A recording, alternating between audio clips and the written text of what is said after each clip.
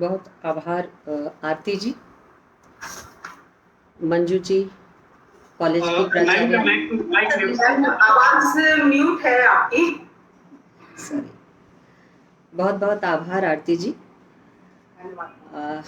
College प्राचार्य नैना जी, रजनी नागपाल जी, मंजू जी, सुरेश यहाँ है, लवकुश है, सांभवी है, विकास है और भी बहुत सारे परिचित नाम और चेहरे हैं।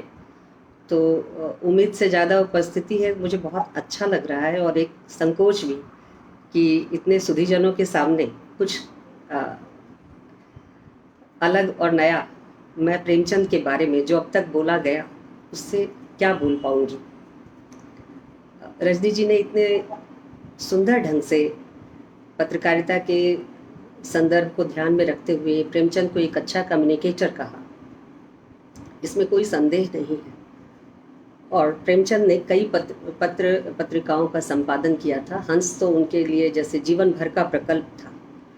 तो ये बातें तो है ही। साथ ही साथ नैना जी ने जिस तरह से प्रेमचंद के उस नॉवेल को उसका नाम याद न रख पाने के बावजूद उसके मर्म को, उसकी भावना को जिस तरह से याद किया और बोलते वक्त जिस रूप में वो भावुक हो रही थी, वो प्रेमचंद की जो प्रभावकारिता है, उनके लेखन की जो प्रभावकारिता है और उसका जो अपने समसामयिक यथार्थ के साथ जुड़कर चीज़ों को देखने का तरीका है, उसको महत्वपूर्ण ढंग से रेखांकित करता है।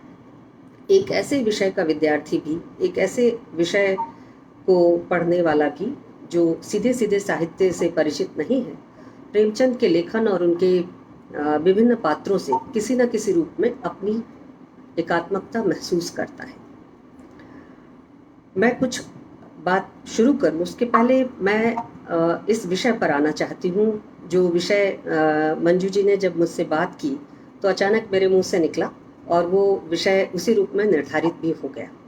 मैंने कल इस पोस्टर को शेयर किया फेसबुक पर और ये मेरी आदत है, मैं हर तरह की इस तरह की घटनाओं को शेयर कर देती हूँ ताकि मुझे याद रहे साल के अंत में लेखा जोखा बनाने में, जो हमारा विश्वविद्यालय एक रूटीन कर्म के तौर पर हमसे मांगता है कि आप कहाँ कहाँ गए, क्या क्या बोला, खुद तो याद रहता नहीं है, ना ही हम कागज़ संभाल पाते। तो मैं जानबूझकर उसे फेसबुक पर डाल देती हूँ ताकि खंगालने पर ऑनलाइन कहीं भी वो मिल जाएगा। इस बार भी मैंने वही किया और जो प्रतिक्रियाएं आई वो बड़ी दिलचस्प थी। दो अति जागरूक पढ़े लिखे, जिनमें से एक महत्वपूर्ण पत्रकार हैं और एक प्राध्यापिका जो अवकाश प्राप्त है, उनकी प्रतिक्रिया आई और उस पर एक टिप्पणी आई, एक ऐसी मित्र सहकर्मी की टिप्पणी आई जो क्या कह सकते हैं, सक्रिय राजनीति में, दिल्ली विश्वविद्यालय के सक्रिय राजनीति में काफ़ी दखल रखती हैं और एक संगठन की महत्वपूर्ण सदस्य हैं। इन लोगों को आपत्ति थी कि प्रेमचंद की स्त्रियां विषय कुछ सटीक नहीं है, कुछ गड़बड़ है। मैंने पूछा क्या गड़बड़ है, जरा समझाएं। कोई उत्तर नहीं आया, लेकिन बात जहां लगनी थी वहां लगी और यही इस विषय को रखने के पीछे मेरा मकसद था। दरअसल जब स्त्री को जब हम देखते हैं, आप देखिए हम खुद कैसा सोचते हैं, सन 2021 में हम कैसे और कहाँ से सोचते हैं और हमारी जहनियत क्या है। अगर हम इस जगह की पड़ताल करते हुए प्रेमचंद की तरफ जाएं तो हम समझ पाएंगे कि प्रेमचंद जो है वो किस तरह से अपने समय से बहुत आगे की सोच और कर रहे थे, लिख भी रहे थे और जी भी रहे थे। मैं इसलिए इस विषय को ज़रा खोलना चाहती हूँ। प्रेमचंद की स्त्रियाँ जब हम कहते हैं तो मेरे दिमाग में ये साफ था और हम सब इस बात से आज वाकिफ़ हैं कि स्त्रियों के संदर्भ में ये बात अब स्थापित है कि स्त्री होती नहीं है, बनाई जाती। स्त्री एक निर्मिति है और ये एक तरह से स्टेटमेंट की तरह है। सिमोन द बोवार ने जब इस चीज़ को स्त्री उपेक्षिता में चिन्हित किया तो उसके बाद से ये सूत्र वाक्य की तरह ये पंक्ति चलती है कि स्त्री होती नहीं है, बनाई जाती है। तो इसके पीछे की जो प्रक्रिया है वो ये कि स्त्री एक सामाजिक निर्मिति है।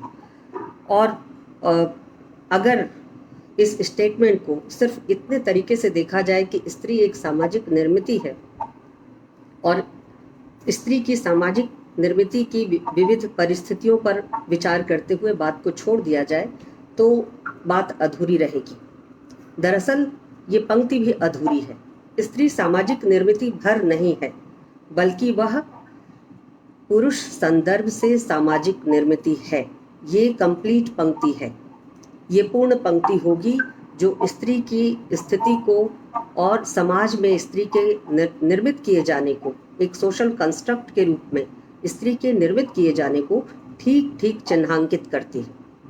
आप समस्या को और समस्या के कारणों को अगर जानते हैं तो उसे सही नाम से पुकारना भी चाहिए। अगर हम केवल कहते हैं कि स्त्री सामाजिक निर्मिति है तो हम एक बहुत बड़े पक्ष को छुपा लेते हैं कि स्त्री पुरुष संदर्भ से सामाजिक निर्मिति है। स्त्री का अपना कॉन्टेक्स्ट नहीं है। स्त्री सामाजिक निर्मिति भर नहीं है, वह पुरुष संदर्भ से सामाजिक निर्मिति है। और ठीक यही चीज़ जब मैंने यह विषय रखा मेरे दिमाग में थी और यही चीज़ पाठकों को, इस विषय को देखने वालों को हिट किया और उन्होंने लिखा कि भाई ये विषय थोड़ा सा गड़बड़ है, अगर इसे थोड़ा जांच लें तो और भी दिलचस्प बात सामने आएगी। प्रेमचंद की स्त्रियां, अगर ये शीर्षक हमने रखा तो जाहिर है पढ़ने वाले को जहां उसने हिट किया, उसके दिमाग में जहां चोट लगी वो ये लगी कि प्रेमचंद की स्त्रियां मतलब उनके निजी जीवन में आई स्त्रियां, यानी स्त्रियों का संदर्भ पुरुष के साथ जोड़कर दो तरह से प्रेमचंद के मामले में यहाँ देख सकते हैं। लेकिन जो प्रचलित संदर्भ है वह पुरुष के साथ, उसके रिश्तेदारी के साथ, उसके साथ उसके लगाव और जुड़ाव के संबंधों के साथ ही देखी जाती है। इसलिए जो पहली जहनियत जहाँ से बनी वो प्रेमचंद की स्त्रियां कहने से प्रेमचंद के निजी जीवन में आई स्त्रियां के रूप में देखने वाली थी। इसको थोड़ा सा अगर और चिंतन के स्तर पर खोलते तो शायद हम इसके दूसरे पक्ष तक भी पहुंचते, और वो दूसरा पक्ष था कि प्रेमचंद द्वारा निर्मित स्त्रियां, उनके साहित्य में निर्मित स्त्रियां। अब जरा इन दोनों पक्षों को देखिए, या तो प्रेमचंद के निजी जीवन में आई स्त्रियां अथवा प्रेमचंद द्वारा उनके साहित्य में निर्मित स्त्रियां, जिसका निर्माण खुद प्रेमचंद कर रहे हैं। इन दोनों पक्षों में अगर आप देखें तो एक लेखक का पक्ष है और एक लेखक के निजी जीवन का पक्ष है, और दोनों ही स्थितियों में ये पुरुष संदर्भ से चालित है। अब कसौटी कहाँ है, बड़े लेखक की कसौटी कहाँ है?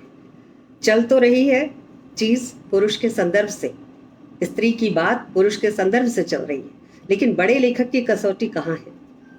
जिस चीज को, जिस छटपटाहट को मुक्तिबोध व्यक्त करते हैं, सामाजिक संदर्भ में व्यक्तित्वांतरण की छटपटाहट को, क्या जो हमारे पुरुष लेखक जिन्होंने स्त्री के पक्ष को संवेदनशीलता और सहानुभूति के साथ डिस्कस किया, उनके अंदर कहीं ये छटपटाहट नहीं रही होगी? बड़े लेखक की कसौटी है कि जब वह स्त्री की बात करता है तो खुद को भी कितना रूपायित करता है, खुद को भी कितना व्यक्तित्वांतरित करता है, और स्त्री के पक्ष से कितना और किस प्रकार सोच पाता है। ये बड़े लेखक की कसौटी है। लेखक कोई भी हो सकता है, लेखक का जेंडर नहीं है। हम लेखिका बनाते हैं लेकिन वो जेंडर, रचनाकार, दरअसल रचनाकार एक जेंडरलेस वर्ड है, वहाँ कोई जेंडर नहीं है। कृति, रचनाकार एक जेंडरलेस वर्ड है, शब्द है, वहाँ जेंडर की आवश्यकता नहीं है। लेकिन हमने लेखक, राइटर और लेखिका, वो भी राइटर, उसके लिए बनाया है हिंदी में। इका जो प्रत्यय जोड़कर जो हिंदी में स्त्रीलिंग के लिए अक्सर इस्तेमाल किया जाता है। तो लेखक को अपनी भूमिका लिखते समय क्या पुरुष की भूमिका से ही वह स्त्री के संदर्भों को टटोल रहा है? स्त्री के संदर्भ में बात करते समय क्या उसके दिमाग में पुरुष की चेतना ही हावी है, अथवा उसने अपने को कहीं बदला है, व्यक्तित्वांतरित किया है, रूपांतरित किया है? प्रेमचंद के संदर्भ में ये बड़ा सवाल है।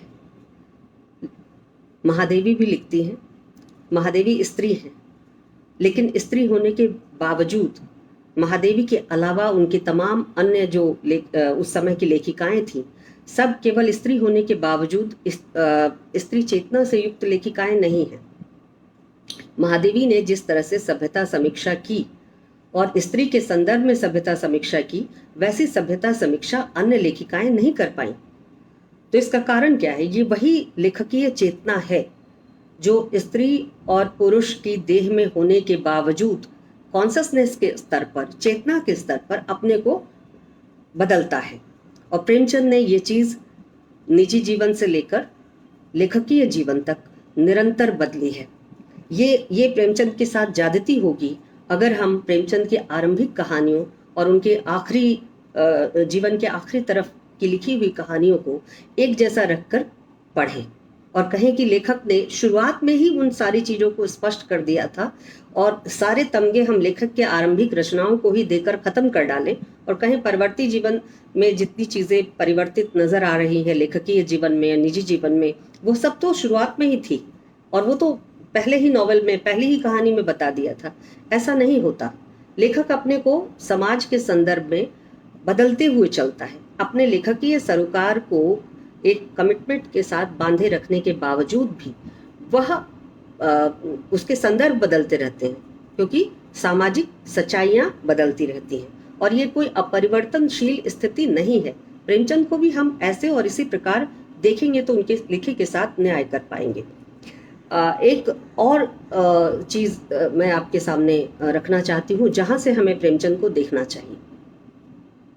प्रेमचंद के बारे में बात करते हुए बहुत आसान है कि हम उनकी रचनाओं को, जैसे बहुत ही सुंदर तरीके से नैना जी ने याद किया उनकी रचनाओं को, उसके प्रभाव को, ये जो एक तरह से पाठकीयता का जो प्रभाव है जिसे हम मीडिया में रीडर रिस्पॉन्स थियोरी के नाम से जानते हैं, इस पठनीयता के प्रभाव को जिस तरह से नैना जी ने याद किया, प्रेमचंद के मुरीद इस रूप में लाखों की संख्या में होंगे।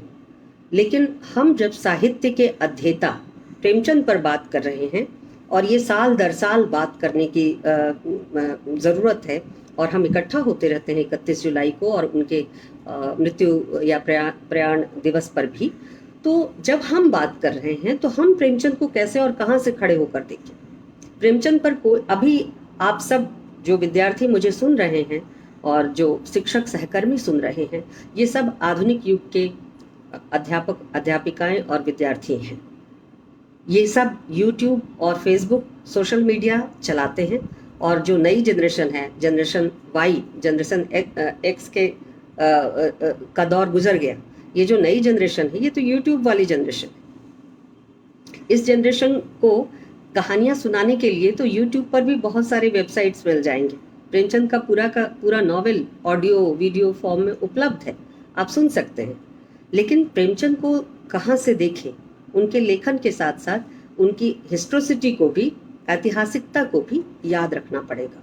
प्रेमचंद का जन्म 1880 में हुआ, 31 जुलाई 1880। तो ये जो समय है प्रेमचंद के जन्म का, और प्रेमचंद का जो लेखन आरंभ होता है वो 1900 के आसपास उनकी कहानियां छपने लग जाती हैं। उर्दू में सबसे पहले लिखते हैं वो, बाद में हिंदी की तरफ आते हैं। तो उर्दू लेखन उनका पहले हमें 1901 से 1905 के बीच इफरात में मिलता है। 1905 के बाद उनका हिंदी लेखन में तर्जुमा के जरिए प्रवेश होता है। बाद में वो फिर हिंदी में पूरा वक्ती तौर पर लिखने भी लगते हैं। लेकिन ये सब बाद में होता है। इन तमाम चीज़ों को केवल घटना और कालक्रम की दृष्टि से देखने पर बात नहीं बनेगी। हमें यहाँ देखना पड़ेगा कि प्रेमचंद को विरासत में मिली क्या चीज़ थी। और मैं शुरुआत ही इस बात से करना चाहती हूँ कि प्रेमचंद दरअसल हमारे बीच ऐसे महत्वपूर्ण लेखक के रूप में हैं जो मुकम्मल तौर पर हिंदी का आधुनिक लेखक है, जो आधुनिकता को, आधुनिक जीवन शैली को न केवल व्यक्तिगत जीवन में बल्कि लेखन में भी, दोनों जगहों पर साकार कर पाते हैं। प्रेमचंद एक स्वस्थ और महत्वपूर्ण सामाजिक भूमिका के लिए तैयारी करते हैं। ये चीज़ उनको बनी बनाई नहीं मिली थी। आप याद कीजिए कि प्रेमचंद की साहित्यिक विरासत क्या है। प्रेमचंद की साहित्यिक विरासत नॉवेल निगारी में या कहानी लेखन में जो है वो तिलस्मी, अय्यारी, जासूसी, रहस्य, रोमांच और अतिरंजनापूर्ण अभिव्यक्ति वाली है, जिसमें भावनाएं तो हैं लेकिन उनका उत्कट प्रदर्शन है। समाज की ज्वलंत समस्याएं गायब हैं। प्रेमचंद समाज की ज्वलंत समस्याओं को लेकर लेखन में आते हैं। आप उस परिवेश को, उस परिदृश्य को मत भूलिए जहाँ से प्रेमचंद लिखना शुरू करते हैं। या तो एक तरफ उपदेशात्मकता भरी रचनाएं लिखी जा रही हैं जिनमें जो कलात्मक सौंदर्य है, जिससे साहित्य साहित्य बनता है, वो गायब है और उपदेश की भरमार है। या फिर बिल्कुल अतिरेकपूर्ण रचनाएं हैं जो रहस्य, रोमांच और इस तरह की दुनिया में ले जाती हैं। और हमारे पास एक पूरी लंबी फहरिस्त है। और खुद प्रेमचंद जो एक अंग्रेजी का एक नॉवेल था लंदन रहस्य, उसकी काफ़ी आलोचना करते हैं इन तमाम चीज़ों के लिए। तो प्रेमचंद को जो साहित्यिक विरासत मिली थी वो एक भिन्न किस्म की विरासत थी। उसको ठीक ठीक आधुनिक नहीं कहा जा सकता। और प्रेमचंद ने आधुनिक लेखन की, हिंदी के आधुनिक उपन्यास और कहानी लेखन की सही मायनों में शुरुआत की। ठीक इसी तरह से प्रेमचंद ने एक आधुनिक मनुष्य के रूप में भी अपने जीवन के लिए सचेत तरीके से तैयारी की। प्रेमचंद के बारे में अभी फेसबुक पर और अन्य जगहों पर 2-3 तरह के पोस्ट मुझे देखने को मिले। उसमें एक पोस्ट ये है कि प्रेमचंद का 3 स्त्रियों से संबंध था और उन्होंने अपनी पत्नी को ये बात बहुत बाद में बताई थी। यहाँ तक कि पहली पत्नी के रहते हुए उस विवाह को छुपाते हुए उन्होंने शिवरानी देवी से दूसरा विवाह किया था। ये तमाम बातें सोशल मीडिया पर चल रही हैं। प्रेमचंद के बारे में एक तरफ बहुत प्रशंसात्मक लिखा जा रहा है और दूसरी तरफ इस तरह से चीज़ें लिखी जा रही है जो अति क्रांतिकारिता के जोम में प्रेमचंद को पिछड़ा और प्रतिगामी मूल्यों का लेखक बताने की तरफ आमादा है। ये दोनों ही चीज़ें प्रेमचंद को समझने में मदद नहीं करती। अगर हम एक ये जो मैंने उदाहरण दिया कि प्रेमचंद का 3 स्त्रियों से संबंध और उस पर बातचीत, उस तरह की चीज़ों की चर्चा सोशल मीडिया पर जारी है। आप देखिए कि ठीक है, ये जो लोग प्रेमचंद के बारे में इस तरह की बातें कर रहे हैं, इसका स्रोत क्या है? इसका स्रोत शिवरानी देवी का लिखा हुआ प्रेमचंद घर में है। शिवरानी देवी ने स्वयं लिखा है कि प्रेमचंद ने मृत्यु शैया पर, यानी जब अत्यधिक रोगग्रस्त हो गए थे और शिवरानी देवी के साथ उनको रहने का, समय बिताने का काफ़ी वक्त मिल रहा था, बीमार थे, तो उन्होंने शिवरानी देवी को बताया था कि उनका किसी अन्य स्त्री के साथ भी संबंध था और वो संबंध उनकी पहली पत्नी के रहते हुए था। अब देखिए, प्रेमचंद के निजी जीवन को लेकर जिस तरह से चर्चा और प्रवाद फैलाए जाते हैं, उसको थोड़ा परखने की और तटस्थ दृष्टि से, वस्तुगत दृष्टि से मूल्यांकन करने की ज़रूरत है। ये जो प्रेमचंद हैं जिनका पहला विवाह हुआ था, जरा पलट के पूछिए कि कितने वर्ष की उम्र में पहला विवाह हुआ था। ये बाल विवाह था। प्रेमचंद का ये बाल विवाह था जिसमें उनकी रजामंदी नहीं थी। शिवरानी देवी प्रेमचंद घर में, उसमें स्वयं प्रेमचंद के हाथ के लिखे हुए कुछ पन्ने शामिल करती है। ये अद्भुत जीवनी है। प्रेमचंद घर में अगर आप पढ़ें तो आपको जीवनी के शिल्प में भी एक नया प्रयोग वहाँ दिखाई देता है। शिवरानी देवी खुद लिख रही हैं प्रेमचंद की जीवनी, लेकिन उसमें प्रेमचंद के हाथ के लिखे हुए उन पन्नों को भी शामिल कर रही हैं जहाँ प्रेमचंद निजी जीवन के घटनाओं को, निजी जीवन की विविध प्रसंगों को धीरे धीरे खोलते हैं। और प्रेमचंद खुद अपनी उस शादी के बारे में लिखते हैं कि किस तरह से वो अति उत्साह में, मतलब एक छोटा बच्चा जिस तरह से उत्साह में रह सकता है कि आज उसका विवाह है, और उसको नए कपड़े मिल रहे हैं, वो जुलूस में सबका प्रधान बना हुआ चल रहा है और उसको बड़ा मजा आ रहा है। तो प्रेमचंद अपने उस विवाह का वर्णन इस तरह से करते हैं। यानी बाल विवाह की उस कुप्रथा का शिकार केवल महिलाएं नहीं थी, पुरुष भी हो रहे थे और प्रेमचंद हुए थे। ठीक, अब ये दिगर बात है कि प्रेमचंद उस शादी को निभा नहीं पाए। क्यों नहीं निभा पाए, फिर आप सवाल कीजिए। इसलिए नहीं निभा पाए कि प्रेमचंद उस विवाह के बाद उस स्त्री को, जो उनकी धर्मपत्नी थी, विवाह करके जहां घर में लाए, वहां संयुक्त परिवार व्यवस्था थी। उनकी चाची, जो परिवार की एक तरह से मुखिया थी, चाची यानी उनकी सौतेली माँ, जिनके खुद के बच्चे प्रेमचंद की उम्र के थे और उनका दायित्व तो प्रेमचंद पर था, उनके पालन पोषण का, क्योंकि पिता की कम उम्र में मृत्यु हो गई थी।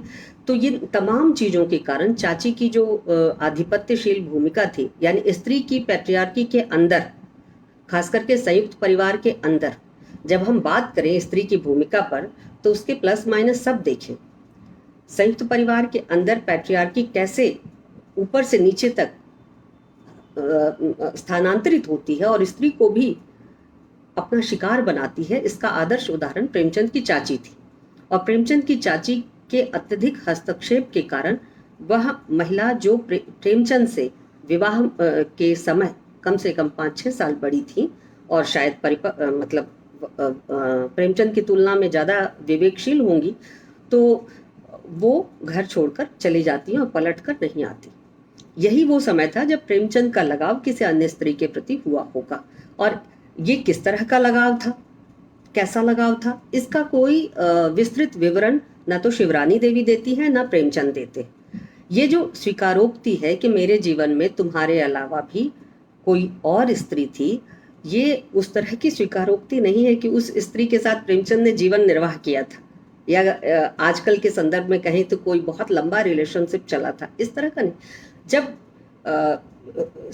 जो लोग ये सवाल उठा रहे हैं उनसे पूछा जाना चाहिए, हम में से बहुत, हम सब वयस्क हैं, हम स्त्री भी हैं, पुरुष भी हैं, हम जो यहाँ सुन रहे हैं वो भी, और जो बाहर लिख रहे हैं इस तरह का वो भी, ये पूछा जाना चाहिए कि क्या आपने विवाह के बाद एक पतिव्रत धर्म का या एक पत्नी व्रत धर्म का बिल्कुल उसकी पवित्रता के साथ पालन किया है। प्रेमचंद पर आरोप लगाना या प्रेमचंद का ये जो कन्फेशन है शिवरानी देवी के सामने, ये पति पत्नी का निजी और नितांत वैयक्तिक मामला है। प्रेमचंद को इतना साहस है कि वो अपनी पत्नी से स्वीकार कर पाए कि उनके अलावा भी उनके जीवन में एक स्त्री कुछ समय के लिए, या उनके डेस्परेट पीरियड में, जब वो अपने निजी जीवन से काफ़ी परेशान थे, घर में भी नहीं रहते थे, उनका बमचक मची रहती थी। बमचक शब्द का प्रयोग करते हैं प्रेमचंद कि घर की स्थिति क्या थी कि चाची में और उनकी पत्नी में बमचक रोज मचती थी, भयानक झगड़े होते थे।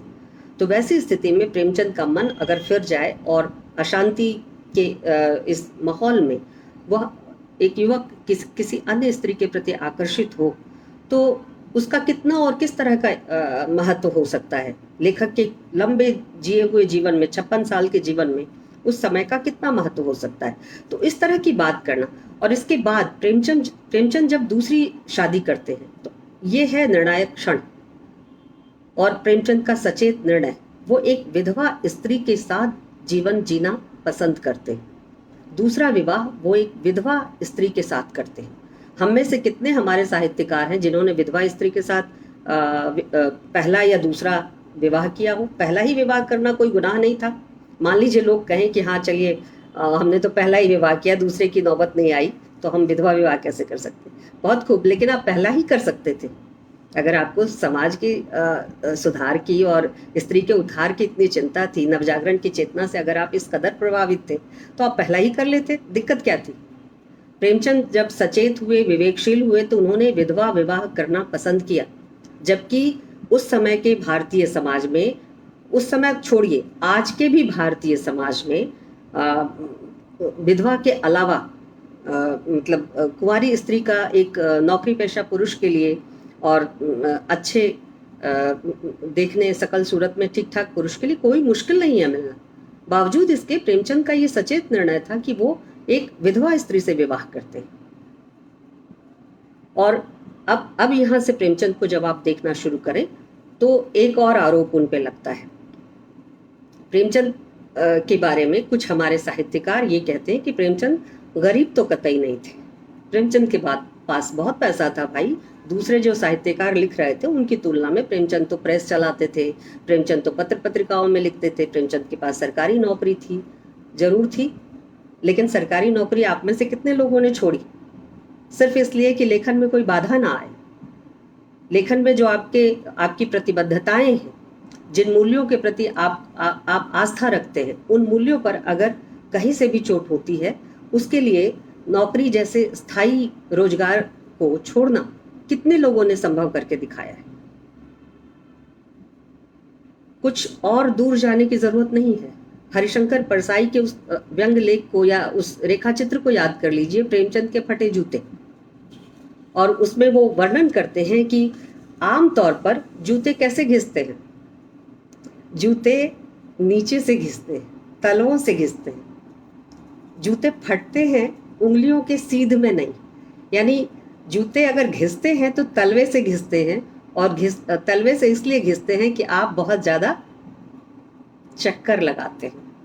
प्रेमचंद के संदर्भ में भी उन्होंने चक्कर शब्द का प्रयोग किया है, लेकिन पूछा है कि क्या तुम घर की परिस्थितियों से तंग आकर या तगादों से उधार जिनसे लिया होगा, उन लोगों के तगादों से तंग आकर कहीं दूर बाग बगीचे में चक्कर लगाने चले गए कि तुम्हारे जूते फट गए। तो चक्कर तो तुमने सत्ता के लगाए नहीं, चक्कर तुमने प्रतिष्ठानों के लगाए नहीं, फिर तुम्हारे जूते कैसे घिस गए? चक्कर तो कुंभन दास ने लगाया था, और उन्होंने कहा था आवत जात पनहिया टूटी बिसर गयो हरिनाम। तो आने जाने में पनहिया टूट गई, है ना। लेकिन तुमने तो चक्कर नहीं लगाए, तुम तो कमर और रीढ़ सीधी करके खड़े रहे, और हाकिम के सामने सीधी रीढ़ करके खड़े होने वाले चरित्रों को जन्म दिया। इसके बावजूद तुम्हारे जूते फट गए। तो कैसे फटे? जरूर तुमने अपनी राह में आने वाले किसी बड़े रोड़े को अपने जूतों से, अपने पैरों से ठोकर मारकर हटाने की कोशिश की होगी, और इसी क्रम में तुम्हारे जूते फटे। आप राह के रोड़ों को जब ठोकर मारने, उस पर विजय पाने की कोशिश करते हैं, लगातार मारते हैं, एक बार नहीं, जूते एक बार में नहीं फटते, लगातार ठोकर मारते मारते कैनवास के जूते फट गए और उंगलियां बाहर दिखने लगी, लेकिन तलवा सुरक्षित रहा। वो कहते हैं कि ध्यान रखो, प्रेमचंद ने तो अपने तलवों को घिसने नहीं दिया, और आप लोग अपने तलवों को अगर घिस लेंगे तो आप चलेंगे कैसे? हमारे समाज को सोचना है कि हम चल कैसे रहे, घिसे तलवे के सहारे या फटे जूते के सहारे। तो प्रेमचंद कितने अमीर थे, उसकी एक झलक हरिशंकर परसाई के इस रेखाचित्र की तरह के निबंध में मिलता है। अब हम आए प्रेमचंद की स्त्रियों के बारे में बात करें। जब मैंने मतलब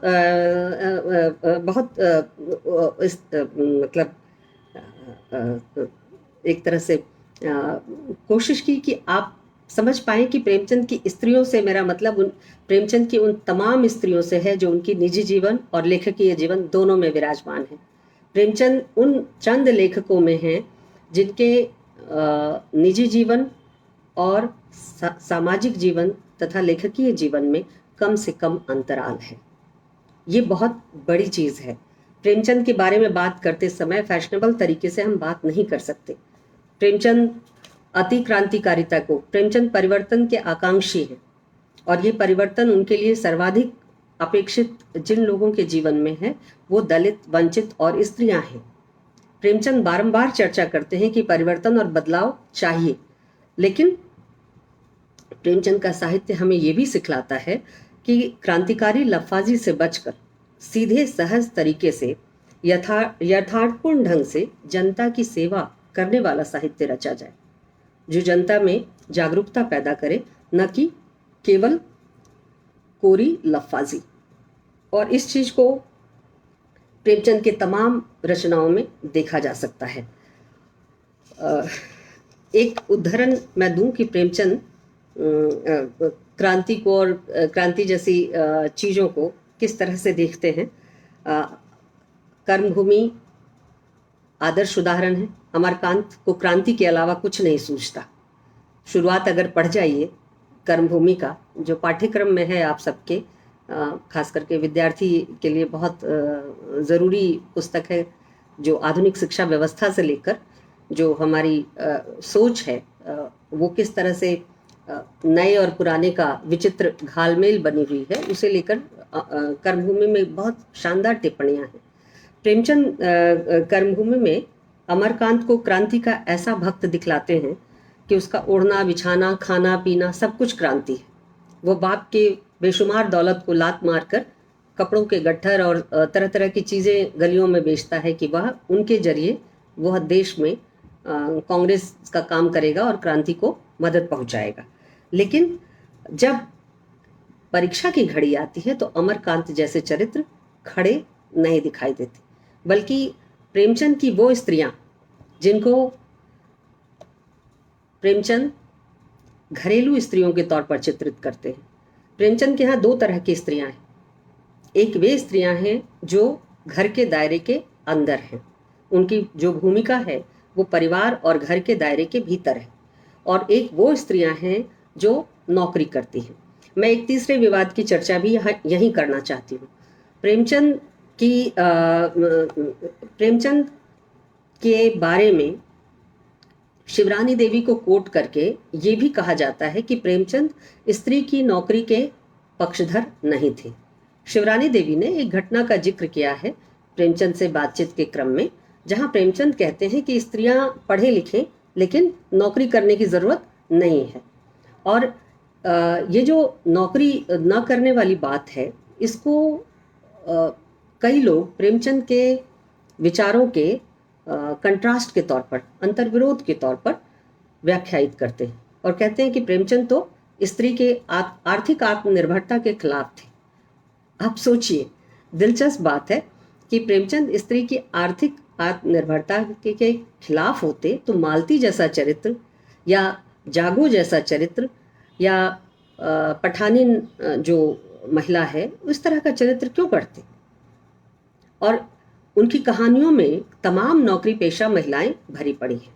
ये एक बातचीत के क्रम में ये एक बड़ा विषय है कि स्त्रियां नौकरी करें अथवा नहीं करें, यानी स्त्री की आत्मनिर्भरता का सवाल, स्त्री की मुक्ति का अहम सवाल है अथवा नहीं है। ये एक बड़ा सवाल है, ये कोई छोटा मोटा सवाल नहीं है। और प्रेमचंद अचेत ढंग से यूं ही हल्के में शिवरानी देवी को नहीं कह रहे कि स्त्रियों को नौकरी नहीं करना चाहिए या स्त्री नौकरी करे ये कोई जरूरी नहीं है। ये बात प्रेमचंद अचेत ढंग से या असावधान होकर शिवरानी देवी को नहीं कह रहे। ध्यान रखिएगा कि भारत के संदर्भ में कितनी औरतें हैं जो नौकरी कर सकती हैं। प्रेमचंद ये सवाल शिवरानी देवी से भी कहते हैं कि कितनी औरतों को नौकरी मिल सकती है, और फिर जब औरतें नौकरी करेंगी तो पुरुषों की नौकरी के अवसर कम होंगे। ये उसी कोटेशन में आगे है। लेकिन आप इस सवाल को जो पति पत्नी के बीच एक विषय पर बौद्धिक तर्क वितर्क के रूप में सामने आया है, हो सकता है कि शिवरानी देवी उस बातचीत को बहुत लेंथ में प्रेमचंद घर में ना लिख सकी हो और उन्होंने छोड़ दिया हो जिक्र मात्र करके, मोटी बात कह के। लेकिन प्रेमचंद के अन्य तमाम जो लेख हैं वो तो इस बात की तस्दीक नहीं करते कि प्रेमचंद स्त्री की आर्थिक आत्मनिर्भरता के खिलाफ थे। कहाँ लिखा प्रेमचंद ने? जमाना में, माधुरी में, हंस में, तमाम जो उनके लेख छपे हैं या अन्य चिट्ठी पत्री में जो भाव व्यक्त किए हैं, कहाँ लिखा कि स्त्री को नौकरी नहीं करना चाहिए या स्त्री की आत्मनिर्भरता, आर्थिक आत्मनिर्भरता का सवाल गौण सवाल है? कहीं नहीं लिखा। बल्कि वो तो स्त्री के हकों की बात करते हैं। नवजागरण से बहुत आगे बढ़कर, नवजागरण के डिमांड और एजेंडा से बहुत आगे बढ़कर स्त्री के लिए संपत्ति के अधिकार की बात करते हैं। विधवा विवाह होना और विधवा विवाह के पक्ष में ईश्वरचंद्र विद्यासागर को सफलता मिलना, ये केवल नवजागरण के एजेंडे की सफलता मात्र नहीं थी, ये उस पितृसत्तात्मक चालाकी की सफलता भी थी जिसका हित इसमें था कि स्त्रियां विवाह करके घर के बाहर जाए। विधवा के लिए संपत्ति की बात करना, इसमें सफलता तो नवजागरण को नहीं मिली थी, बहुत बाद ये कानून आया था। तो ये जो स्थिति, और हिंदी भाषी समाजों में तो और भी बुरी हालत थी।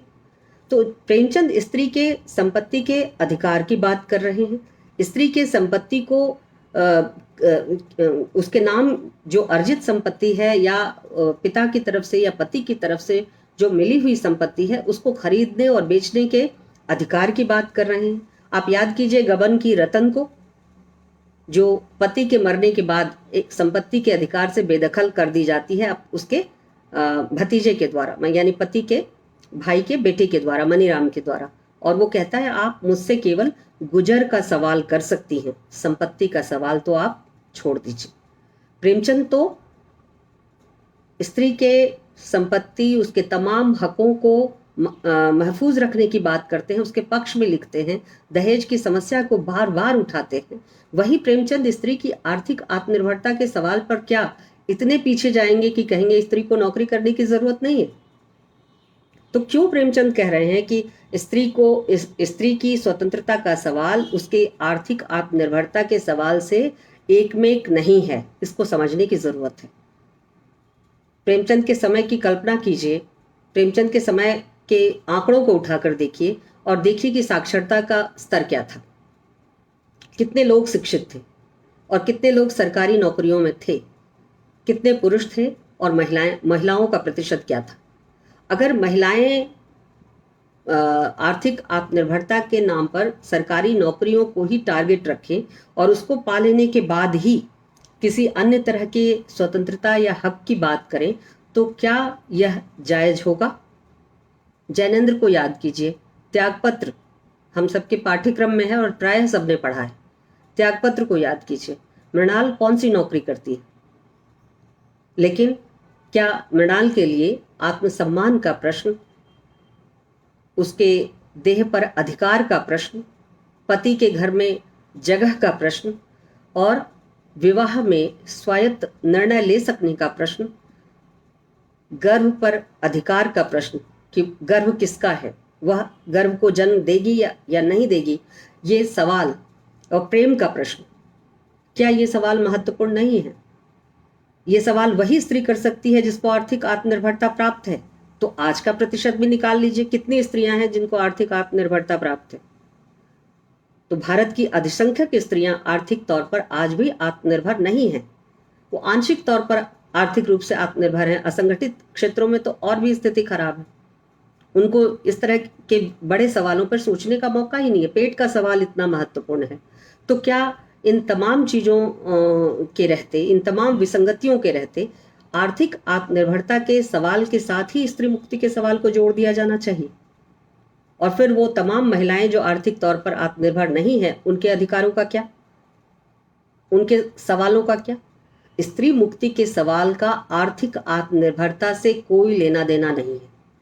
इसके पीछे कहीं ना कहीं वही मानसिकता काम करती है कि घर की स्त्रियां कोई उपजाऊ, उर्वर या श्रम के आर्थिक विनिमय का कोई काम नहीं करती।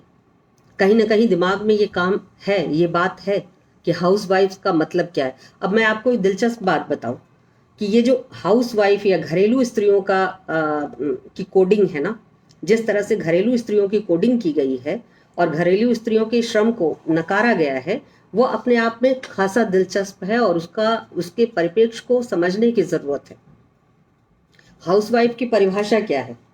हाउसवाइफ की परिभाषा अगर आप कुछ प्रतिष्ठित जगहों से मैं आपको बताना चाहती हूँ। हाउसवाइफ की परिभाषा क्या है?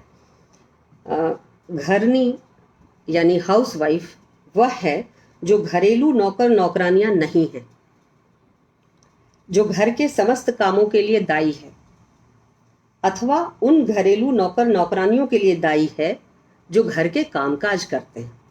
कितनी दिलचस्प परिभाषा है, जरा आप इसकी पेचीदगियों पर गौर कीजिए। और ये परिभाषा 1958 में एक पुस्तक है अ सर्वे ऑफ वुमेन्स एम्प्लॉयमेंट, उसमें दी गई है। ए हंट की ये पुस्तक है। और चलिए किसी सर्वे और को छोड़ दें, ऑक्सफोर्ड डिक्शनरी की बात करें। हाउसवाइफ की क्या परिभाषा है जरा देखिए। ऑक्सफोर्ड इंग्लिश डिक्शनरी क्या कहता है हाउसवाइफ कौन है? घरनी वह स्त्री है जो अपने घर के कामकाज को स्वयं व्यवस्थित करती है अथवा स्वयं नियंत्रित करती है घर की मालकिन होती है जो गृहस्थ की पत्नी होती है। ये है घरेलू स्त्री या हाउस वाइफ की परिभाषा। इस परिभाषा को बनाया किसने? घरेलू स्त्री की इस परिभाषा को बनाया किसने है? घर की स्त्री के काम काज के दायरे, उसके जीवन के पहचान और उसके सामाजिक परिवेश को, सब कुछ को घर के अंदर और घरनी की भूमिका के अंदर सीमित कर देने का ये खेल जो है, इसे चलाया किसने? और इस तरह की जो परिभाषाएं हैं जो ज्ञान के क्षेत्र में बताई जा रही हैं, एक तो व्यवहार में आपने समेट दिया स्त्री को कि उसका घर है, वो घर की मालकिन है। लेकिन मालकिन कैसी है? मृणाल कहती है घर तो पुरुष का होता है, स्त्री का कोई घर नहीं होता। तस्लीमा नसरीन ने लिखा स्त्री कोनो देश नहीं, यानी स्त्री का कोई देश नहीं होता, घर ही नहीं देश भी नहीं होता। तो ये जो स्थितियां हैं जो स्त्री महसूस करती है, उसको प्रेमचंद आवाज देते हैं। इसलिए कहते हैं कि घरेलू, अब जरा देखिए, मैं एक बहुत ही शानदार घरेलू स्त्री की कहानी जो प्रेमचंद ने कही है, और हम सब उस तरह से पढ़ने के आदी नहीं हैं। प्रेमचंद के उपन्यासों को हम समस्या मूलक ढंग से पढ़ने के आदी हैं। प्रायः उपन्यास को हम चिन्हित कर लेते हैं कि फला उपन्यास में ढिमका समस्या है, फला उपन्यास में फला समस्या है, और इस तरह से फिर हम उसको पढ़ते हैं। लेकिन एक घरेलू स्त्री की भूमिका के लिहाज से गबन उपन्यास को पढ़िए तो, या कर्मभूमि को पढ़िए, बहुत ही दिलचस्प नतीजे सामने आएंगे। आप देखिए कि घरेलू स्त्री कैसी अच्छी लगती है। घरेलू स्त्री अच्छी लगती है कि वो विचारहीन हो, बधिया हो, पति या स्वामी के कहे को माने, उसकी आज्ञा का अनुपालन अपने अधीन रहने वाले नौकर, नौकरानी, दास, मातहत लोगों, बच्चे इत्यादि से करवाए। यहाँ तक कि बच्चों को भी पिता का आदर करना, परिवार के मुखिया का आदर करना सिखाना, ये काम किसका है? घरेलू स्त्री का है। और अब तो इसको घरेलू को हटा भी दीजिए, केवल स्त्री का है। आप नौकरी करते हैं, इसके बावजूद आपका है, किसी और का नहीं है। पिता का काम नहीं है कि वो माता का आदर करना बच्चे को सिखाए, लेकिन माता का ये काम है कि वो पिता का आदर करना बच्चों को सिखाए, पिता की भूमिका, पिता के श्रम के महत्व को बच्चों को बताए। लेकिन माँ के श्रम के महत्व को, जो घर भी संभाल रही है, बाहर भी संभाल रही है, उसे बताने के लिए कोई बाध्यता पिता के ऊपर नहीं है। माँ घर आए काम करके, नौकरी करके या बाहर का कोई काम करके, तो घर में उसके लिए कौजी वातावरण, आरामदेह परिवेश हो, ये कोई आवश्यक काम नहीं है। हो भी सकता है, अगर नौकर नौकरानियां हैं तो हो सकता है कोई आपको एक गिलास पानी दे दे, और नहीं भी हो सकता है। ये मतलब कोई हार्ड एंड फास्ट रूल नहीं है कि ऐसा होना चाहिए। लेकिन पुरुष अगर बाहर से कामकाज करके लौटे तो तत्काल छोटे बच्चे को, गोद के बच्चे को उसके ऊपर नहीं चढ़ जाना चाहिए, उसको थोड़ा समय देना चाहिए, उसको चाय वाय पीने का वक्त देना चाहिए। तो आपने घरेलू स्त्री को इस तरह से डिज़ाइन किया है घर के परिवेश के अंदर कि उसकी एक खास भूमिका, और ये डिज़ाइनिंग किसने की है? ये डिज़ाइनिंग मिडिल क्लास ने की है, बुर्जुआ वर्ग ने की है।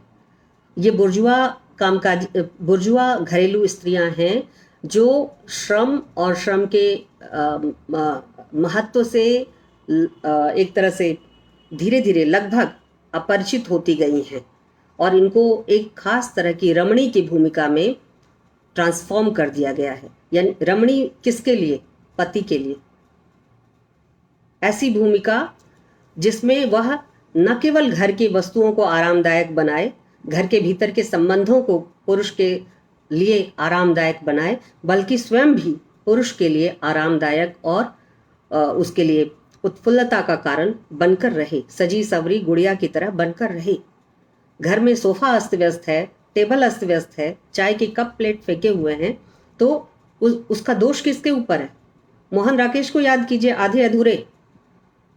सावित्री अपने को हर चीज के लिए दोषी मानती है, यहाँ तक कि लड़की बिगड़ गई बिन्नी, उसके लिए भी सावित्री खुद को दोषी मानती है। लेकिन वह जो पुरुष है, उसके मुंह से कहीं एक शब्द नहीं निकलता कि इस पूरे परिवेश के लिए वह भी कहीं दोषी है, खास करके घरेलू परिवेश के लिए वह भी कहीं दोषी है। तो ये जो घरेलू स्त्री की डेफिनेशन है, उसके संदर्भ में अगर आप गबन को पढ़ें, मैं केवल संकेत करके छोड़ रही हूँ क्योंकि फिर बातचीत बहुत लंबी हो जाएगी। तो घरेलू स्त्री के संदर्भ में अगर आप गबन को पढ़ें या कर्मभूमि को पढ़ें, तो आपको बहुत सुंदर और एक तरह का कहें कि रिवर्सिव पार्ट, जो कि पहले के किए गए पार्ट से अलग किस्म का होगा, हासिल होगा। कारण कि ये जो घरेलू स्त्री है और इसकी इस तरह की भूमिका का जो निबंधन है, ये कहीं ना कहीं उस एलिटिसिज्म से पैदा हुआ है, सामंतवाद के उस गर्व से पैदा हुआ है, जो स्त्री की भूमिका को एक खास परिस्थितियों में रखकर देखता है और स्त्री के बाहर श्रम करने को, बाहर जाकर कोई काम कर लेने को हेयता की निगाह से, मतलब हेठी की निगाह से देखता है कि हमारे घर की स्त्रियां बाहर काम करेंगी। आपके जीवन में ऐसे उदाहरण भरे पड़े होंगे, आप नहीं, क्योंकि आप और हम बहुत प्रिविलेज्ड हैं, हम यहाँ बैठे हैं, लेकिन मेरी माँ आदर्श उदाहरण है।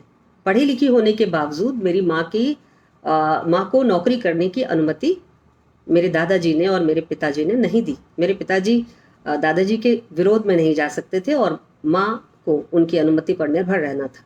तो एक विवाहित स्त्री की भूमिका घर ही सब कुछ है के रूप में रिड्यूस कर दी जाती है और बाहर काम करने को या सम्मानजनित नौकरी करने तक को अपमान का विषय परिवार का मुखिया अपने लिए समझता है। मतलब बाहर नौकरी को क्या माना जाता है? पैसा कमाना। और पैसा कमाना किसका काम है? पुरुष का काम है। घर चलाना किसका काम है? पुरुष का काम है। तो क्या घर के मर्द इतने कमजोर हो गए कि अब स्त्रियां बाहर जाकर काम करेंगी और पैसा कमाएंगी? ये स्थिति बहुत बाद में बदली है। आप देखिए कि स्त्री चेतना और पुरुष चेतना में कितना बड़ा फर्क होता है। स्त्री को घर के भीतर बंद कर देना और ये मान लेना कि वह बधिया ढंग से, विचारहीन ढंग से मातहत रूप में रहेगी और आजीवन उसकी यही भूमिका काम में होगी, ये एक तरह से स्त्री जाति पर ज्यादती करना है और प्रेमचंद इसकी खिलाफत करते हैं। और इस वजह से प्रेमचंद कहते हैं, जालपा के रूप में आप देखिए कि या फिर सुखदा के रूप में देखिए कि किस तरह से भोग विलास पर ये दोनों स्त्रियां जान देती हैं। एक और है सेवा सदन की वो सुमन, जो रेशमी सलूका दरवाजे पे टांग देती है कि कोई चिक हटाए तो सबसे पहले क्या दिखाई दे? वो रेशमी सलूका दिखाई दे, वो रेशम का ब्लाउज दिखाई दे, जो देख कर लोग समझें कि वह बड़े ऊंचे खानदान से आई है और परिवार उसका खासा समृद्ध है। तो ये जो भोग विलास की चाहत है और जिस पर लड़कियां, खास करके स्त्रियां, अपने पति के रूप में उस साधन को, उस जीवन को प्राप्त करना चाहती हैं कि पति उसको भोग विलास के लिए, सुखमय जीवन के लिए एक तरह से वातावरण उपलब्ध कराएगा, ये कितना बड़ा फार्स है। ये प्रेमचंद की रचनाओं से ही एक एक करके उद्घाटित होता है। सुमन घर में संतोष से रह नहीं पाती, सुख से रह नहीं पाती, पति शक्की है और अंततः उसे घर छोड़ना पड़ता है। और प्रेमचंद की टिप्पणी क्या है? प्रेमचंद की टिप्पणी है कि स्त्री को यदि घर में सम्मान मिले तो वह बाहर क्यों जाए। स्त्री की आर्थिक आत्मनिर्भरता का सवाल यहाँ प्रेमचंद नहीं उठाते, क्योंकि प्रेमचंद जानते हैं कि जब स्त्री पढ़ी लिखी होगी, चेतना संपन्न होगी, तो आर्थिक आत्मनिर्भरता उसका बाई प्रोडक्ट है। आज हमसे कोई नहीं कहता, हमारे पिता भी नहीं कहते कि तुम नौकरी क्यों कर रहे हो, बल्कि नौकरी लग जाए, पढ़ी लिखी लड़की हो और कल को अगर नौकरी लगने की संभावना हो तो विवाह फटाफट होता है। तो ये जो स्थिति है कि अब लड़की कैसी चाहिए? कमाऊ भी चाहिए, लेकिन घर के दायरे में वह उसी भूमिका का निर्वहन करे जो उसकी माँ करती आई, उसकी दादी करती आई और उसके अन्य पुरखन करती आई। तो ये एक अजीब स्थिति है जिसको प्रेमचंद अपने उपन्यासों में, कहानियों में बार बार हिट करते हैं। वो विवेक संपन्न स्त्री की बात करते हैं और ये विवेक संपन्नता केवल नौकरी करने से नहीं आती। प्रेमचंद बहुत साफ कहते हैं कि ये नौकरी से विवेक संपन्नता का, चेतना का कोई संबंध नहीं है। एक स्त्री, और ये भी प्रेमचंद के यहाँ, प्रेमचंद अपनी स्त्रियों को जिस तरह से चित्रित करते हैं, जिन चरित्रों को गढ़ते हैं, स्त्री चरित्रों को गढ़ते हैं, वो दिलचस्प है। वो बहुत पढ़ी लिखी चरित्र नहीं है, लेकिन चेतना संपन्न चरित्र है, जो एक साथ पहचानती हैं कि उनके पैरों में कितने किस्म की बेड़ियां हैं, पितृसत्ता की भी, समाज की भी और साम्राज्यवाद की भी। एक और चीज कि प्रेमचंद की रीडिंग, उनके स्त्री चरित्रों की रीडिंग और उनके नॉवेल्स और कहानियों की रीडिंग पितृसत्ता और पूंजीवाद के अंतर संबंधों के बगैर नहीं हो सकती। पितृसत्ता और पूंजीवाद के संबंधों की विवेचना के बगैर प्रेमचंद के उपन्यासों, कहानियों और स्त्री चरित्रों की रीडिंग संभव नहीं है। यहाँ तक कि पुरुष चरित्रों की रीडिंग भी संभव नहीं है। मैं एक और बहुत सारी बातें होंगी, लेकिन एक और महत्वपूर्ण बात जो मैं कहना चाहती हूँ कि मैंने एक और संदर्भ शिवरानी देवी के की लिखी पुस्तक प्रेमचंद घर में से सोशल मीडिया में घूम रहा है कि प्रेमचंद जब गांव जाते थे यानी लमही जाते थे तो अपने घर में खखार कर घुसते थे। छोटे भाई की बहुएं रहती थी तो वो खखार कर घुसते थे। बेहद खूब। यानी आप बताना क्या चाहते हैं इस प्रसंग को उठाकर? प्रेमचंद खखार कर ना घुसे, अथवा कुछ लोग ये भी कहते हैं कि प्रेमचंद ने अपनी बेटी को दहेज भी दिया था। ठीक, बहुत अच्छा। लेकिन आप जिस समाज में रहते हैं उसका अनुपालन करना, उसके रीति नीति नियमों का अनुपालन करना एक हद तक ही आपके वश में होता है। यही प्रेमचंद हैं जो लोगों के कहे अनुसार खखार कर अपने घर में यानी आवाज निकाल कर अपने घर में घुसते हैं। यही प्रेमचंद हैं जो जालपा और उसकी सास के बीच तनाव दिखाते हैं इस एक मुद्दे पर कि जालपा नंगे सिर छत पर जाती है और हंस हंस कर बातें करती है पड़ोसियों से।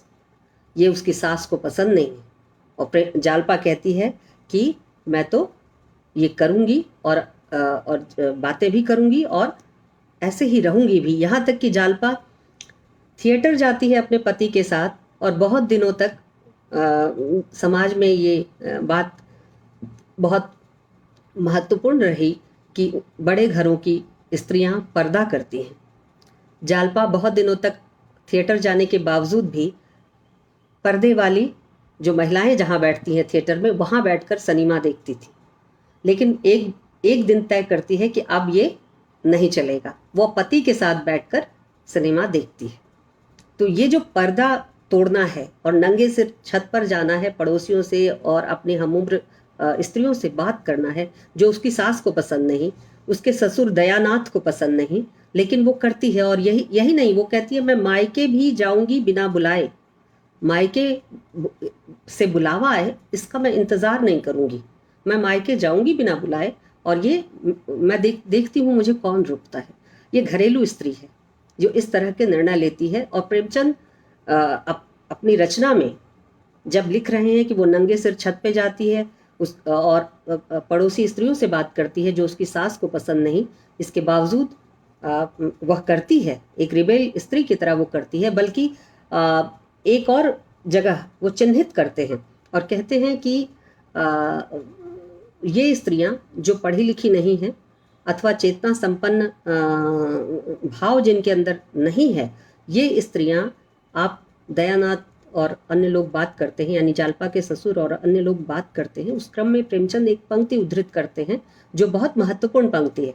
प्रेमचंद कहते हैं कि ऐसी स्त्रियां, यानी तुम्हारी पत्नी की तरह, दयानाथ की पत्नी की तरह, जालपा की सास की तरह की स्त्रियां हमारे कुछ हो जाने पर, हारी बीमारी या मृत्यु की स्थिति में चारपाई के समीप बैठकर छाती कूटने के अलावा कुछ नहीं कर सकती।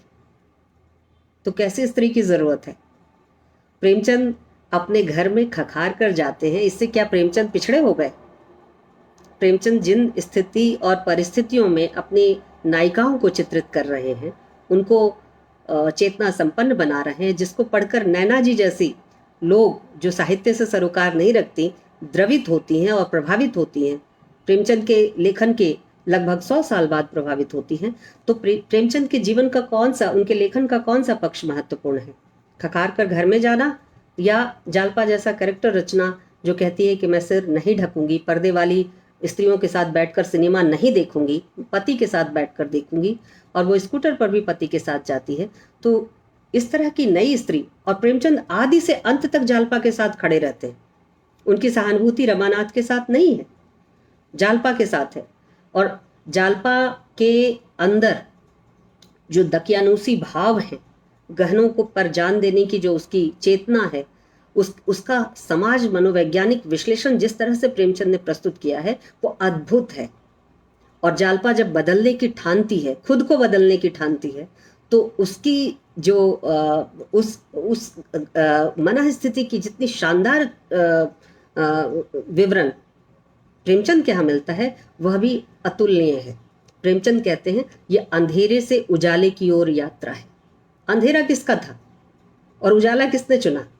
अंधेरा उस समाज का था जिससे प्रेमचंद जालपा को जिसमें बड़ा होता हुआ दिखा रहे हैं, और उजाला जालपा का सचेत निर्णय था, जहां वो क्रांतिकारी लोगों के जिनको फांसी की सजा मिली है, उसके पति के धोखाधड़ी और देश प्रेम रहितता के कारण फांसी की सजा मिली है, उस क्रांतिकारी परिवार के घर बर्तन मांजने, उनकी सेवा शुश्रूषा करने, उनके लिए दवा दारू लाने के काम के जरिए प्रेमचंद उस उजाले को स्त्री के जीवन में आता हुआ दिखाते हैं। ये भूमिका है स्त्री की, जो स्त्री की चेतना से संपन्न होती है।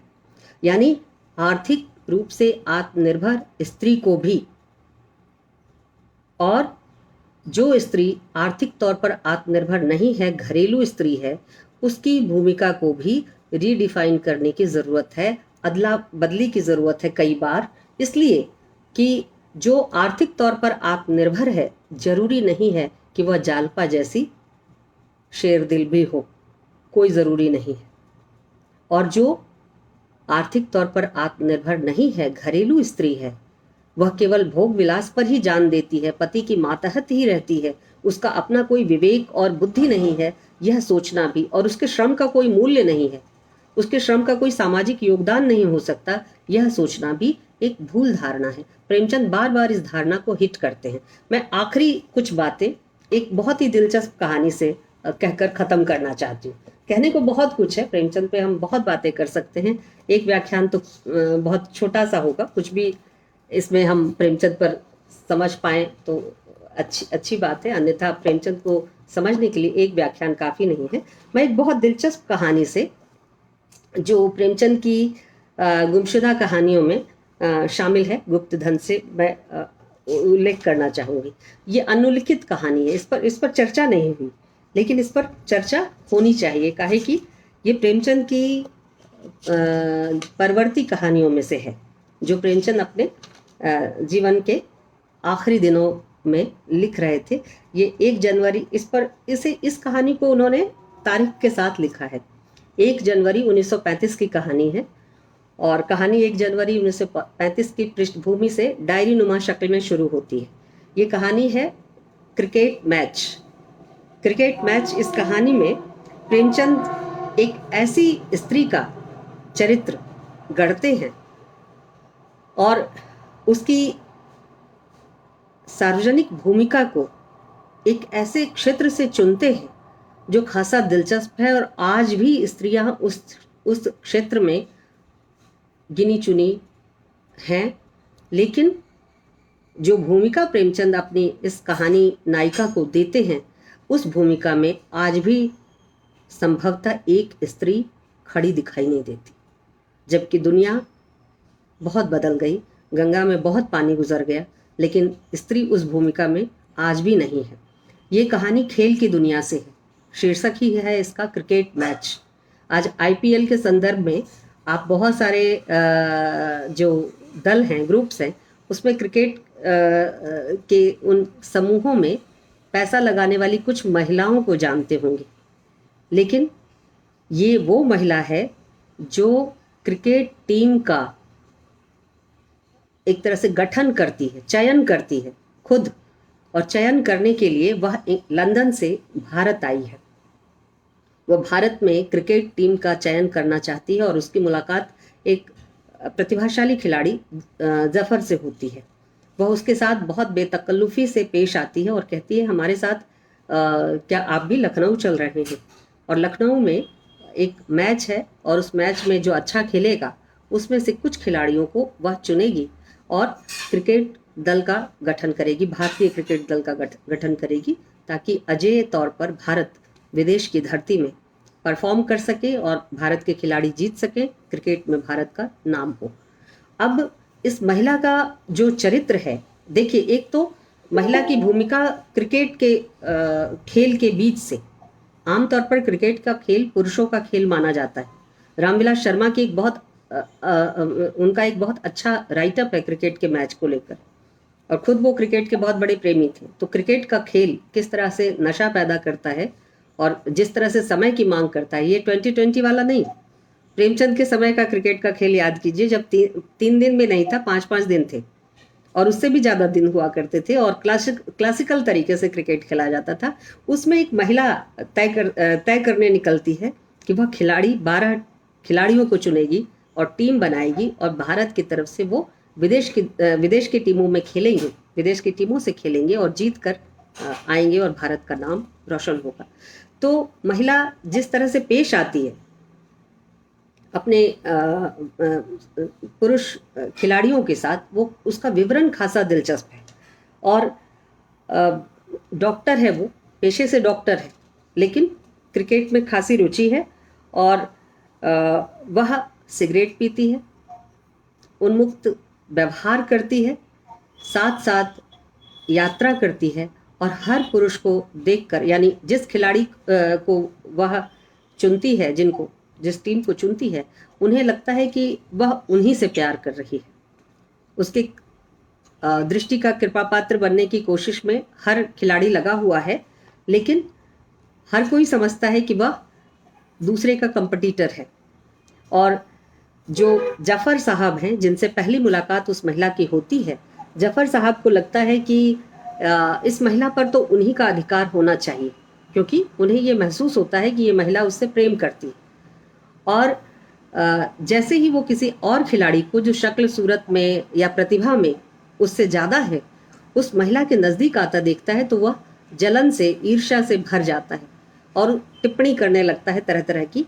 और आखिर में ये राज खुलता है, इस कहानी के आखिर में ये राज खुलता है कि जो वो महिला है, जो अपरूप सुंदरी है, जिसने 10-11 लोगों को क्रिकेट की टीम के लिए चुना है, वह महिला दरअसल है कौन। वो महिला एक मशहूर क्रिकेटर की बेटी है, जिसके पिता को विदेश में क्रिकेट खेलते समय अपमान का सामना करना पड़ा था, और उन्होंने हार के जलालत से बचने के लिए आत्महत्या कर ली थी। उसके पास अकूत धन था, वो खूब पैसा खर्च करती थी, उसके पास बुद्धि थी, वह पुरुषों से ज़्यादा शार्प है। और प्रेमचंद इस पूरी कहानी में उस महिला के चरित्र को इसी रूप में रखते हैं। तो ये देखना चाहिए कि प्रेमचंद स्त्री का व्यक्तित्व जो सार्वजनिक स्पेस में बनता है, जो ऐसे क्षेत्र में जो अपरिचित और खास तरह से बहुत लोकप्रिय क्षेत्र नहीं है, उन जगहों पर जब प्रेमचंद चित्रित करते हैं तो कैसी स्त्री को चित्रित करते हैं। वह व्यक्तित्व संपन्न, निडर, और अपनी जो देह की खूबसूरती है, यानी सेक्सुअलिटी है, उसको भी नियंत्रित करना जानती है। उस सेक्सुअलिटी का असर क्या हो सकता है सामाजिक तौर पर, खास करके एक बंद समाज में पुरुषों की मानसिकता पर, उसका भी ज्ञान उसे है, और वह उससे प्ले करती है, लेकिन एक सीमा के बाद वह उस पर नियंत्रण करना जानती है। तो ऐसे ही व्यक्तित्व संपन्न स्त्रियां प्रेमचंद ने गढ़ी है। ये सन 1935 में लिखी हुई कहानी है। शुरुआत से लेकर आखिर तक प्रेमचंद की जो स्त्रियां हैं, सिर्फ नौकरी पेशा, ये डॉक्टर स्त्री है। अगर आर्थिक आत्मनिर्भरता को प्रेमचंद सिर्फ इसलिए नापसंद करते कि स्त्री चरित्रहीन हो जाती है, तो इस तरह की कहानी प्रेमचंद नहीं लिखते। ये कहानी कई पाठ की मांग करती है, और मैं उससे एक पंक्ति आपके लिए पढ़ना चाहती हूँ।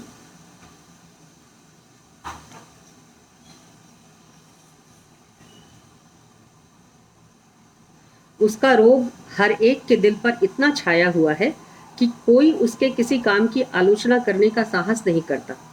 सब के सब उसके मर्जी के गुलाम हैं। और इसके बाद देखिए, एक और जगह पर कहते हैं, उनके सौंदर्य का, हेलेन उस लड़की का नाम है, हेलेन उनसे भी वैसे ही आज़ाद बेतकल्लुफ़ी से मिली जैसे दूसरे हजारों नौजवानों से। उनके सौंदर्य का, उनकी दौलत का उस पर जरा भी असर न था। न जाने इतना गर्व, इतना स्वाभिमान उसमें कहाँ से आ गया। कभी नहीं डगमगाती, कहीं रोब में नहीं आती, कभी किसी की तरफ नहीं झुकती। वह हंसी मजाक है, वही प्रेम प्रदर्शन, किसी के साथ कोई विशेषता नहीं, दिलजोई सबकी मगर उसी बेपरवाही की शान के साथ। ये है स्त्री, दिलजोई सबकी। वो अभद्र नहीं है, वो असहिष्णु भी नहीं है, लेकिन वह जानती है कि किसकी सीमा कितनी है और उसे अपने व्यक्तित्व के साथ साथ समाज के साथ अंतर्क्रिया करते हुए अन्य लोगों के ऊपर भी अपने व्यक्तित्व के जरिए नियंत्रण रखना आता है। और ये सकारात्मक ढंग का नियंत्रण है, ये उस तरह का नियंत्रण नहीं है जैसे पैट्रियार्की स्त्रियों पर रखती आई। और मैं समझती हूँ आज के व्याख्यान के लिए इतना बहुत। आप सब बहुत धीरज और धैर्य के साथ एक लंबे वक्तव्य को सुन सके, इसके लिए बहुत बहुत आभार।